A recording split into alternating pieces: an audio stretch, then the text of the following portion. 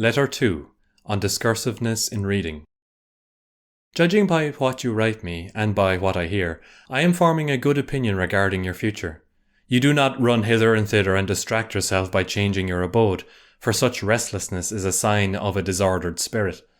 The primary indication, to my thinking, of a well-ordered mind is a man's ability to remain in one place and linger in his own company. Be careful, however, lest this reading of many authors and books of every sort may tend to make you discursive and unsteady. You must linger among the limited number of master thinkers and digest their works if you would derive ideas which shall win firm hold in your mind. Everywhere means nowhere. When a person spends all his time in foreign travel, he ends by having many acquaintances but no friends. And the same thing must hold true of men who seek intimate acquaintances with no single author, but visit them all in a hasty and hurried manner.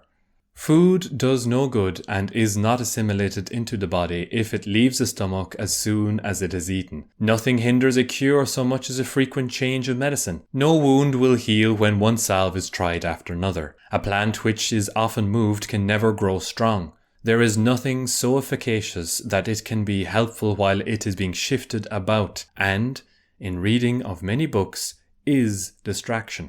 Accordingly, since you cannot read all the books which you may possess, it is enough to possess only as many books as you can read. But, you reply, I wish to dip first into one book and then into another.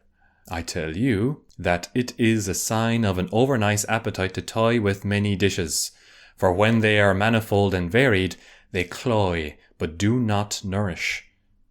So you should always read standard authors, and when you crave a change, fall back upon those whom you read before.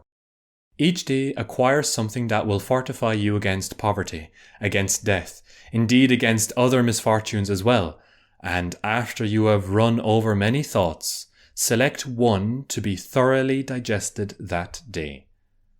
This is my own custom. For the many things which I have read, I claim some one part for myself.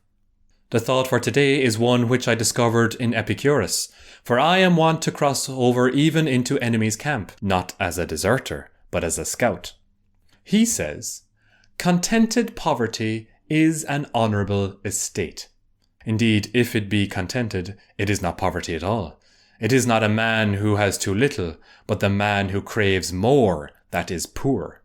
What does it matter how much a man has laid up in his safe or in his warehouse, how large his flocks, or how fat his dividends, if he covets his neighbour's property and reckons not his past gains, but his hopes of gains to come? Do you ask what is the proper limit to wealth?